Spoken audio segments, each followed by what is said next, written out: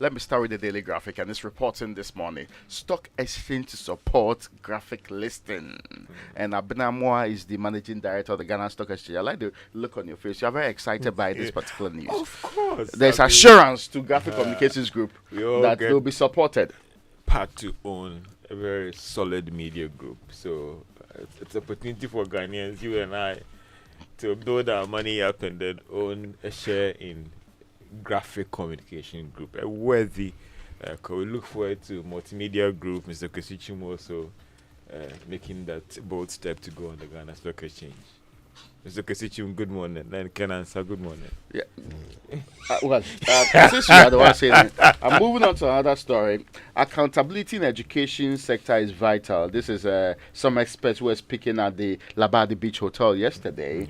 And stop attacks on courts. Supreme Court nominee is the one saying so. So a justice of the Court of Appeal, Sophia Rosetta Benasco Esa.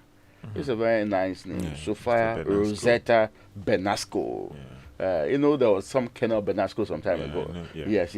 And has urged, she's urging the public to desist from crossing the boundary through scurrilous attacks on the courts or making prejudicial statements on pending matters. She's saying that such tendencies impaired public confidence in the judiciary. After a prolonged controversy over the manner of the appointment process and the connecting legalities, and that's what happened in Parliament. So they started very late, right? There were questions about whether or not a legal instrument was required before this is issued. That was raised by Mahama Yariga, and Mahama Yariga said he had converted into a motion which required a ruling on it. The one chairing the team, Joe Seusu, apparently has been under the weather for some time, so couldn't be around to chair. Then, perfectly mindful of the fact that if you look at the numbers properly, it will be 7-7 because the chairman would have made the extra number. Yes, the minority was insisting that we needed that to happen. Then there was also pushback from the majority. It required the majority leader, who was not on the committee, to come in and try and calm the nerves of the other group. That was an interesting Yes. And it ended up being a vetting that ought to be continued. So they proceeded with it, and this is what she is talking about. I mean, yes, she's also giving an indication that, yes, the judiciary will have to win back love from the people. And I think that's something that, even though sometimes some judges make it look like it's not a reality. See, anybody who, and I've done that story, right? Anybody who checks, you use Afrobarometer alone, trust in public institutions, that of the judiciary, over the years, even though, clearly, there are some fluctuations, is at an all-time low. As of 2022. This should be very worrying for everybody. But Raymond, isn't that always the question about the perception and the reality as well? Again, so it is perceived that this is what happens. Now I'm saying but that. What about the reality on the ground? Yes, the perception and realities are throughout times. But you should be extra worried that it is at an all-time low, trust in the institution.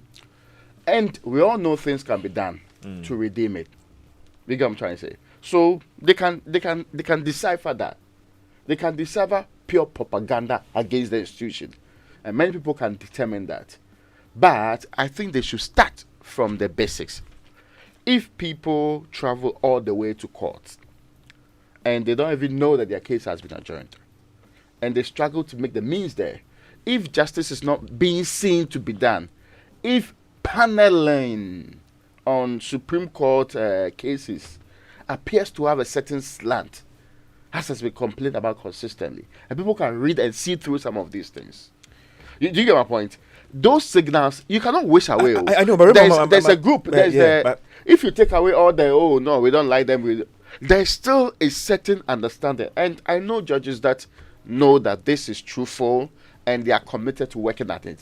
I just do not feel that we have seen enough evidence of actual action in that direction. But Raymond, also following a lot of these cases in court, sometimes isn't that the case about the fact that, okay, it didn't go in my favor, and that's why I think that's a problem. Because sometimes you're reporting on some of these cases in court as a journalist, and sometimes when you move out of the courtroom and you hear the reportage and the commentary, it is different from what happened in the court. That's what sometimes I agree. it is good for this live broadcasting. No, Without I agree that, with you. you would agree with me that the commentary, Perceptions- post rulings, and Perceptions what actually contribute to happened it. in the court is different from what comes out. Perceptions And therefore, it contribute is to good it. to play to the gallery. Oh, it was this. Oh, and the judge picked the call, and then there was a ruling, and he had to go to the chambers, and we know it. But when you are in the courtroom, Raymond, it is different from what actually you hear outside. No, I'm not dismissing perception. I'm saying that if it's at an all-time low, we cannot attribute it all to perception. You get what I'm trying to say? And what has fed into that? Yes. So that, thing. that thinking, Some and of these I'm reportages expecting that that sometimes are wrong. judiciary as an institution should do the soul searching. I was particularly pleased that the court had a very special session recently for collection of debt and all of these other things. I think it was affecting how financial institutions were lending money out there to people because it's difficult to track them. I knew a financial institution that said certain areas you can't even go. People will mass up against you and all of that. So you see, there are decent business people who will be there who will not get the help that they need because of other people's conduct. So some of these things would help out. We should do a lot more because you see, there is somebody who said recently that both the NDP and the NDC, a very prominent person, are not interested in going to court. I think it's the National Security Minister in resolving matters post-election, and that should be worrying for everybody. Because we expect political parties to know that the only legitimate avenue for resolving such conflicts should be in the court of law. But if they are not interested in doing so, that should be what will be the alternative. And we should highlight these things. And I've heard him also talk about, if all judgments go in a certain direction, it sends a signal that we should be worried about. Justice has so many legs. The most important ones are it being seen to be done and felt to be done and done at the right time so that anybody can believe in the judiciary. And if you take it away from all the big cases, I'm saying from Asamankese to Walewale, we should have a system where courts do not feel, or people do not feel that my case is being unduly delayed. I am not rich enough. That's why somebody is taking my land. I am not.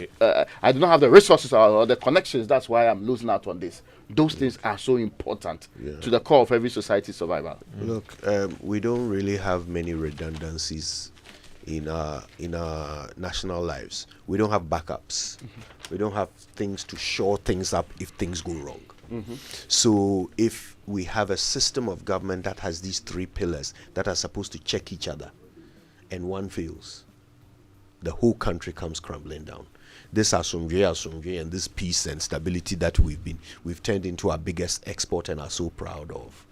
It's based on the fact that so far none of these three pillars have failed beyond salvage. Especially the judiciary, which tends to be the last stop when 1 and 2 fail. So if our only redundancy becomes redundant, we are done. All right, let's get on with it. Let me look at another very important story on the front page of the Ghanaian Times. It said food shortage looms as lack of rains affects crop production, leaves farmers actually worried. And the story said the lack of rainfall in parts of the country or several weeks is affecting farming and raising concerns about the potential for scarcity and price hikes in agricultural produce. Now, although it's farm season in the northern part of the country as well as the middle belt have seen little to no rain for the past 2 months, and I think it's very, very, very serious, and what can be done in other parts, artificial rain and all the rest, or what can be done to deal with the challenge, and how the food situation is a serious challenge when it comes to inflation and all those things. And I think it's a very serious... We are in the 21st century. Depending on rain-fed agriculture is a very archaic way of living, really. We knew that. That's why we tried all of these other irrigation projects in times and past. All those things, So if most of our irrigation projects have collapsed and we are where we are today. One district, one dump. That was the thinking, because we knew no proper state can rely on rain-fed agriculture. Okay. We village, have, one dump. Yes, sorry. we have But if irrigation is a problem, it's a real challenge, and the Ministry of Agric Honorable Brian Champon, good morning. And again, I don't know whether we can. There was a community up north that had spent the entire day praying for rains. Yes. I mean, yeah, spiritually, Well, I don't know how that connects, but we should not let our people reach the point where they gather as a community to pray for rains. See, the world has evolved. Let us not pretend that is how to go. Okay. It is not normal. It is not standard practice. Two other stories on the Ghanaian Times. NMC inaugurates 10-member board for GBC. Swindled German woman demands judgment enforcement on the front page of the Ghanaian Times. Raymond, justice must be seen To be done. and not to be heard. The Daily Guide also, confusion rocks MPs over Supreme Court nominees. Nooks questions Mahama's free level 100 policy, and one dead in forestry commission timber workers clash. And Bamia is saying the credit scoring system coming soon.